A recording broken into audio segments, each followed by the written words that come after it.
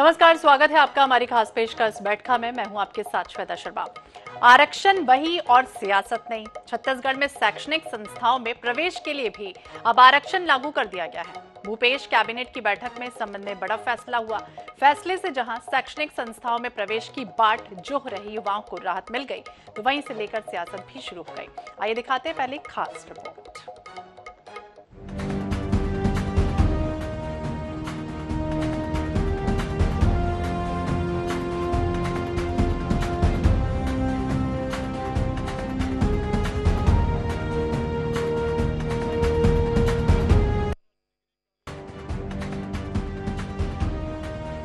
छत्तीसगढ़ में 76% आरक्षण को लेकर फंसे पेच की वजह से काफी वक्त तक युवाओं का हित प्रभावित रहा।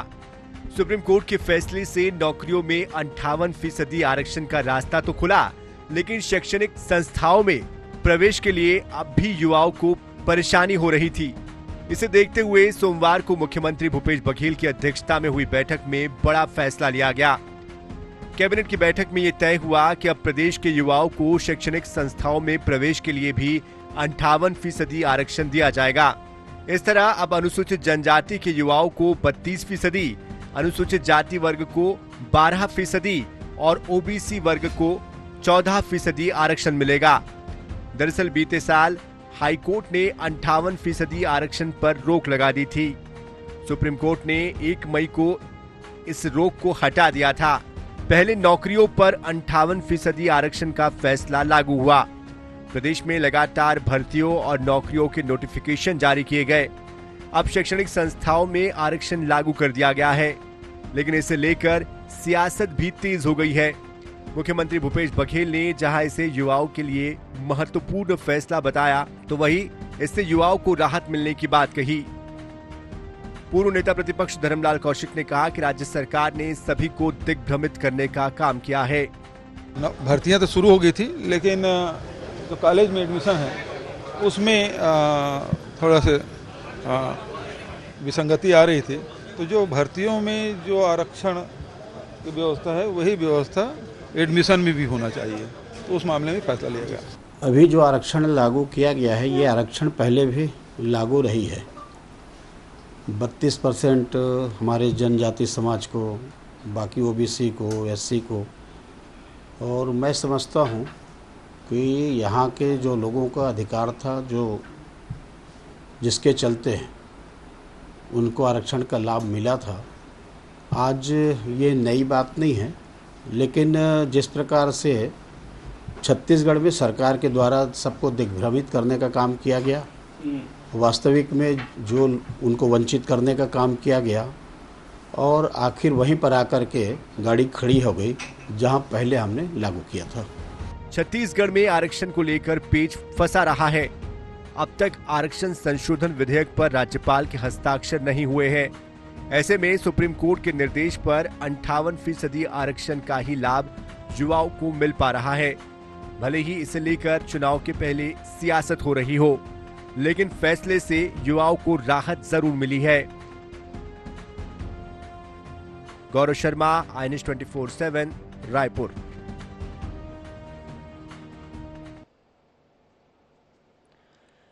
तो इस फैसले से कितनी राहत मिलेगी? क्या युवा वर्ग खुश है, या आरक्षण वही है और सियासत नहीं है? क्या चलते चलते गाड़ी फिर वापस उसी धुरी पर पहुंच गई? इन सब बातों पर हम चर्चा करेंगे और हमारे साथ 3 अलग अलग मेहमान जुड़ गए हैं, उनसे चर्चा करते हैं। हमारे साथ बीजेपी के विधायक डॉक्टर कृष्णमूर्ति बांधी जी हैं, हमारे साथ कांग्रेस के प्रवक्ता सुरेंद्र वर्मा जी हैं और हमारे साथ वरिष्ठ पत्रकार के शर्मा जी हैं। बहुत बहुत स्वागत है आप सभी का बैठका इस खास कार्यक्रम में। और सबसे पहले हमारे साथ कांग्रेस के प्रवक्ता हैं सुरेंद्र वर्मा जी। सुरेंद्र जी, सबसे पहले आपके पास आना चाहेंगे। सुरेंद्र जी, 76% आरक्षण का मुद्दा हमने देखा था कि किस तरह से छत्तीसगढ़ की सियासत में लगातार गूंजता रहा। राज्यपाल और उसके बाद राज्य सरकार, लगातार टकराव की स्थितियां बनती रही, और अब वो घड़ी आई जब 58% आरक्षण पर आज भूपेश कैबिनेट में बड़ा फैसला हुआ। यानी छत्तीसगढ़ की अगर हम बात करें तो सीजी आदिवासी बहुल इलाका और ओबीसी की संख्या दूसरे वर्ग पर, यानी दूसरे स्थान पर छत्तीसगढ़ में आती है। और इस फैसले को आप किस तरह से देखते हैं? सुरेंद्र जी, लगातार हमने देखा 76% सरकार ने विशेष सत्र बुलाकर पारित किया, पिछले 8 महीने से लंबित है। और जो 3 तारीख को सुप्रीम कोर्ट ने अंतरिम राहत दी, ये आदेश की प्रति भी मेरे हाथ में है और भूपेश बघेल सरकार का ये कमिटमेंट है और उनके कार्यों से ये प्रमाणित होता है। जिस प्रकार से 3 घंटे के भीतर उस आदेश पर अमल करते हुए जो शैक्षणिक संस्थानों में प्रवेश की प्रक्रिया है उसमें आरक्षण, ये अंतरिम राहत है। मैं फिर से कह रहा हूं श्वेता जी कि भूपेश सरकार का कमिटमेंट तो 76%, 76% आरक्षण का है।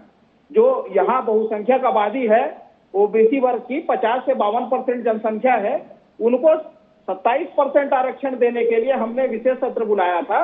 उसमें सर्वसम्मति से पारित हुआ है विधेयक, पिछले 8 महीने से लंबित है।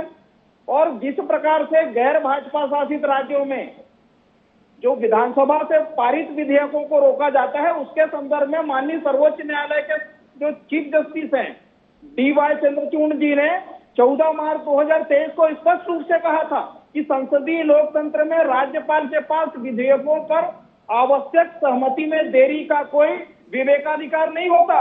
लेकिन जिस प्रकार से अनुसुईया उइके जी को बदला गया, क्योंकि उनके सुझाव पर ही विशेष सत्र बुलाकर 76% आरक्षण बिल लाया गया था और पास किया गया था, तो भारतीय जनता पार्टी का आरक्षण विरोधी चरित्र लगातार उजागर हुआ है। भाजपा के नेता ये नहीं चाहते कि छत्तीसगढ़ में ओबीसी को 27% आरक्षण मिले, ये नहीं चाहते कि सामान्य वर्ग के गरीबी रेखा से नीचे जीवन यापन करने वालों को 4% का आरक्षण मिले, जो भूपेश सरकार ने तय किया है नवीन आरक्षण विधेयक में। ये नहीं चाहते कि जो 2012 में अनुसूचित जाति का आरक्षण 16% से घटाकर 12% किया गया था इनके द्वारा, उनको सेंसस के आधार पर 13%, 1% का लाभ मिले। भारतीय जनता पार्टी के नेताओं का राजनीतिक पाखंड जो है, ननकीराम कंवर जी जो भाजपा के सबसे वरिष्ठ आदिवासी नेता है, उनके बयान से स्पष्ट होता है। उन्होंने स्पष्ट तौर पर कहा कि उन्होंने समय रहते जो कमेटी बनाई गई थी आरक्षण के लिए, उसकी रिपोर्ट हजारों पेज के दस्तावेज है, समय पर रमन सरकार को सौंप दिया था, लेकिन 2018 तक यह सरकार में रहे। न शपथ पत्र में उस रिपोर्ट की जिक्र थी, न ही हाईकोर्ट के समक्ष रखा ठीक है, जवाब ले लेते हैं। डॉक्टर सरकार कृष्णमूर्ति बांदी जी भी हमारे साथ जुड़े हुए हैं, विधायक हैं भाजपा के। बांदी जी, आपसे भी समझना चाहेंगे, जिस तरह से कह रही कांग्रेस लगातार आरोप लगाती रही बीजेपी की वो हमेशा रोड़ा बनती रही, लेकिन पूर्व नेता प्रतिपक्ष ये कहते हुए नजर आए अभी हाल ही में कि जहां से गाड़ी शुरू हुई थी वहीं घूम फिर के हम वापस आ चुके हैं। 58% आरक्षण को किस रूप में देख रहे हैं आप? श्वेता जी, सुरेंद्र शर्मा जी बहुत जोर जोर से पाखंड है, ये है बात कर रहे हैं। अब मैं कांग्रेस को पाखंड तो नहीं बोल सकता हूं, लेकिन कांग्रेस अपने गिरबान में झांक करके देखे कि जब हम सर्वसम्मति से पास किए गए थे, उस समय विधेयक लेके आया गया था, तो क्वांटिफाइबल डाटा के आधार पर हम संशोधन विधेयक लेके आ रहे हैं। और आज तक के वो क्वांटिफाइबल डाटा जो है जनता के बीच में, सदन के बीच में रखी नहीं गई, तो ये पाखंड किसका है? दूसरा, जिन चीजों को डॉक्टर रमन ने 58% आरक्षण दे करके 12 साल तक के उन्होंने इस छत्तीसगढ़ के लोगों को इसका लाभ दिया, और जिसकी चुनौती देने के लिए खुद की ये पैरवी नहीं कर पाए, हाई कोर्ट में पैरवी भी नहीं कर पाए और ठीक से उस पर पक्ष रह नहीं पाए, और तब से वहां से राजनीति करने का ये जो प्रयास है, ये जो पाखंड है कांग्रेस का, ये चला आ रहा है। आज परिणाम ये आया है कि जो घूम फिर करके वहीं पर आ गए, क्योंकि इनकी दलीलें, इनके जो नेता है वो कहीं न कहीं संवैधानिक रूप से कहीं न कहीं सब लोग बाध्य हैं। आज की वही बाध्यता पे आकर के सबके सब खड़े हो गए, और जिसको ये अभी तक के राजनीति के तौर पर इस्तेमाल करते रहे। जब जो प्रक्रिया चल रही थी उसी प्रक्रिया को बड़ी मजबूती के साथ पैरवी करते, लेकिन कांग्रेस का जो नियत है वह साफ नहीं था। कांग्रेस का नियत है उसको श्रेय को दूसरे ढंग से प्रस्तुत करने तो का। कांग्रेस की नियत साफ नहीं है और पाखंड कर रही है बीजेपी, ये दोनों का ही कहना है। मिश्रा शर्मा जी हमारे साथ जुड़े हुए हैं, के शर्मा जी, आपसे समझना चाहेंगे, आपने भी देखा कि युवाओं को किस तरह से राहत मिल रही है, क्या एक वर्ग खुश है तो दूसरा वर्ग निराश भी है, लेकिन दोनों पहलुओं को आपने सुना। शर्मा जी, क्या लगता है कि क्या 58% आरक्षण यानी प्रवेश की जो राह देख रहे थे युवाओं को, क्या वाकई राहत मिल पा रही? निश्चित रूप से इसे अंतिम निर्णय नहीं है, ये अंतरिम राहत है। जैसे सुरेंद्र वर्मा जी ने कहा, वो वकील भी हैं और सुप्रीम कोर्ट ने अंतरिम राहत दी है, उसके आधार पे ये जो अभी शैक्षणिक प्रवेश के लिए आरक्षण का जो 58% है वो लागू रहेगा। लेकिन महत्वपूर्ण बात यह है कि 50% की जो बात 1992 से सहानी के से आ रहा है, 9 जजों ने जो संविधान पीठ बना करके 6-3 से जो डिसीजन किया, 50% से अधिक नहीं हो पाएगा। उसको लेकर विभिन्न राज्य लगातार इसका उल्लंघन करते हुए आगे बढ़ जाए। यहाँ तक कि केंद्र सरकार में भी 60% आरक्षण चलेगा। सामान्य वर्ग के ईडब्ल्यूएस जो आर्थिक रूप से पिछड़े वर्ग है उनको देने की बात है। कुल मिलाकर के राज्य सरकार चाहती है, इसमें राजनीतिक न्याय की बात करें या सामाजिक न्याय की बात करें, आरक्षण प्रतिशत लगातार बढ़ाने की बात की जा रही है। उससे लोगों को कितना लाभ मिल पाए। अभी जो बात आ रही है 76% आरक्षण का मामला राज्य भवन में अटका हुआ है, साइन नहीं हुआ है, जबकि अन्य राज्यों में, कुछ राज्यों में राज्यपाल की भूमिका अलग अलग नजर आती है। कहीं रोका गया है, कहीं अनुमति दी गई है, तो कहीं लौटाया गया है। इस प्रकार से बातें आ रही है। कुल मिलाकर के एक रूपता की आवश्यकता है और सुप्रीम कोर्ट ने जो डिसीजन किया है, अभी फिलहाल लाभ है। छत्तीसगढ़ के नौकरी के मामले में तो तुरंत डिसीजन हो गया, तो शैक्षणिक सत्र भी प्रारंभ है, एडमिशन शुरू है, अभी युवाओं को लाभ मिलेगा। तो इसमें कुल मिलाकर के ये है कि जब तक 9वीं अनुसूची में शामिल नहीं होगा, 76% अनुमति मिलना, तो अभी देखना है कि क्या डिसीजन आता है उसमें। लेकिन फिलहाल जब यदि 76% होता भी है तो तमिलनाडु की तरह जब तक इसमें 9वीं अनुसूची में शामिल नहीं किया जाएगा कि न्यायालय उस पर समीक्षा न करे, तब तक इस प्रकार से कोई लोग, आरक्षण के विरोधी भी लोग हैं देश में, जो कोर्ट जा सकते हैं। इस प्रकार से आरक्षण पर कानूनी बंधन या बाध्यता या रोक के आसार लगातार बने रहेंगे। कुल मिलाकर के ये है कि राजनीतिक रूप से 76% की बात करें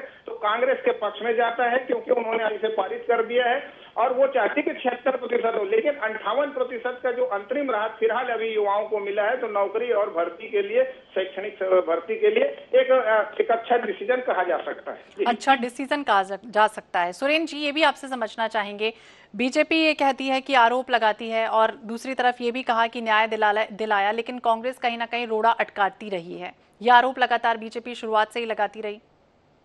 श्वेता जी, उस रमन सरकार में गांधी जी की मंत्री थे, जिसने जाति वर्ग का आरक्षण 16% से काट के 12% किया। उस वर्ग के लोगों से यदि ये चर्चा करते, आधार को समझाने का प्रयास करते, तो ये नौबत नहीं आती, या 58 का 62 हो जाता, उससे क्या फर्क पड़ता। लेकिन भारतीय जनता पार्टी के नेताओं का जो अभी ये कह रहे थे गांधी जी, ये हाईकोर्ट का वो जजमेंट पढ़ लें। भाजपा के षड्यंत्र का स्पष्ट तौर पर उल्लेख है उसमें। श्वेता जी, उसमें यह बात लिखा है कि मूल जवाब और संशोधित जवाब 2018 से पहले, मतलब कांग्रेस सरकार, भूपेश सरकार के आने के पहले न्यायालय में मूल जवाब और संशोधित जवाब दोनों प्रस्तुत हो गए थे। लेकिन इरादतन जानबूझकर षड्यंत्र पूर्वक रमन सरकार ने ननकीराम कमेटी का दस्तावेज, जो आधार था उस आरक्षण का, उसको छुपाए रखा। और यह बात जो है सार्वजनिक तौर पर भाजपा के सबसे वरिष्ठ आदिवासी नेता ननकीराम कंवर ने भी स्पष्ट किया था कि मैंने कमेटी के अध्यक्ष होने के नाते समय पर वो रिपोर्ट दे दी थी। अब रमन सिंह बताए किया था। तो उस हाईकोर्ट के जजमेंट पे भाजपा का षड्यंत्र प्रमाणित होता है।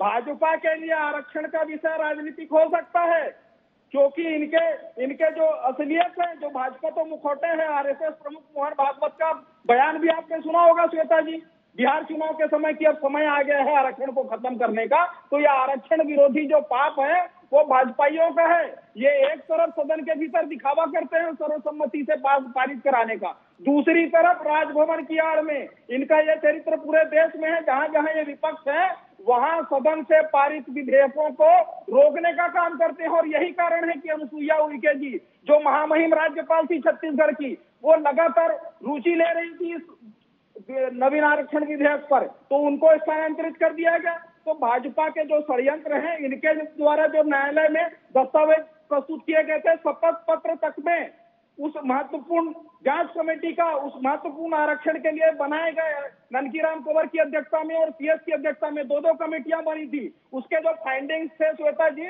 वो जानबूझकर षड्यंत्र पूर्वक रमन सरकार ने किया गया था। बांदी जी, आपसे भी काउंटर, क्योंकि शर्मा जी ने बहुत सारे आरोप आप पर लगा दिए, मुखौटा है, राजनीतिक रोटियां सेकने की कोशिश की जा रही है। इन सब के आरोपों को किस तरह से आप जवाब देंगे बांदी जी?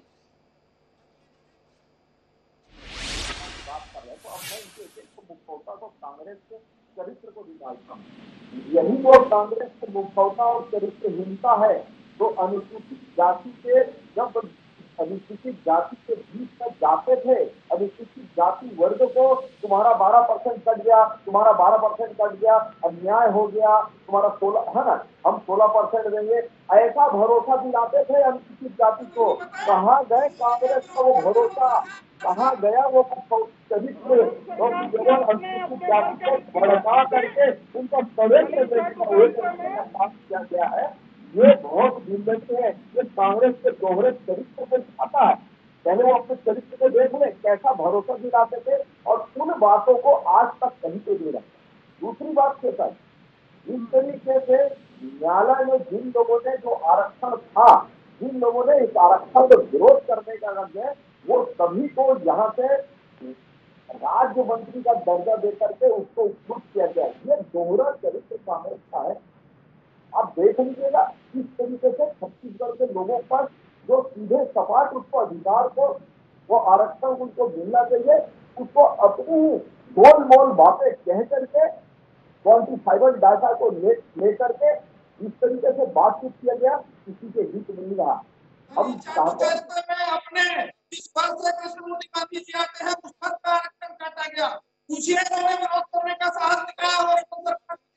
ये तो मंत्री हुआ करते थे। बांदी जी, सवाल यही कि बीजेपी भी तो यही चाहती थी ना कि युवा वर्ग को लाभ हो, SC ST OBC को आरक्षण मिले। 58% आरक्षण की बात सामने आती रही है लगातार। उसके बाद तकलीफ क्या है, बीजेपी को क्या परेशानी उससे?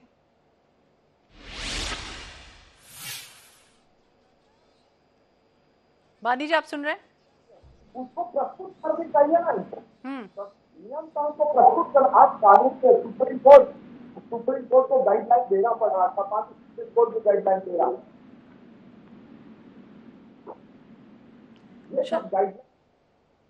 शर्मा जी, आपने सुना दोनों पक्षों की बात सुन के क्या लग रहा है कि बीजेपी भी यही चाहती थी, कांग्रेस भी यही चाह रही है, फिर जब आरक्षण हो गया तो तकलीफ क्या है दोनों को?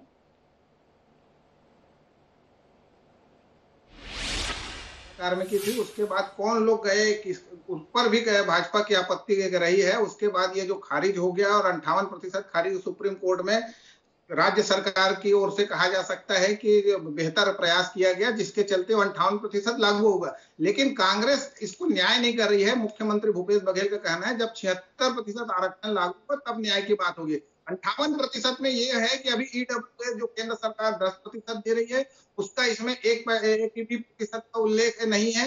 और 58% में दूसरा चीज जो आ रहा है, पिछड़े वर्ग को सबसे ज्यादा है, तो 27% आरक्षण, 76% आरक्षण मिला, वो 58 में नहीं है।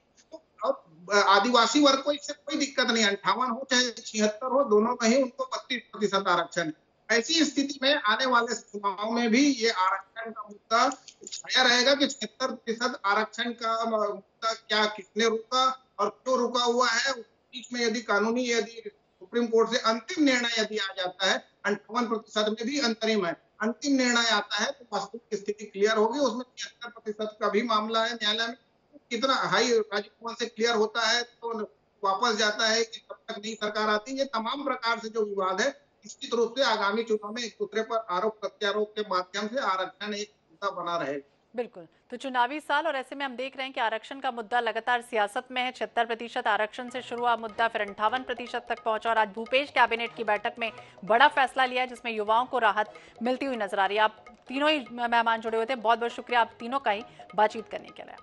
तो आरक्षण वही और सियासत नहीं, और इस आरक्षण के बाद अब क्या होगा, क्या युवाओं को राहत मिलेगी? और एडमिशन में जो कह रहे हैं विसंगतियां नजर आ रही हैं, मुख्यमंत्री भूपेश बघेल कह रहे हैं कि विसंगतियां हैं और उससे ठीक करने की कोशिश की जा रही है एडमिशन के माध्यम से। देखना होगा क्या वाकई राहत मिलती है या कुछ और होता है। इसी के साथ इस बुलेटिन में फिलहाल इतना ही। बाकी अपडेट्स के लिए आप देखते रहिए INH 24/7।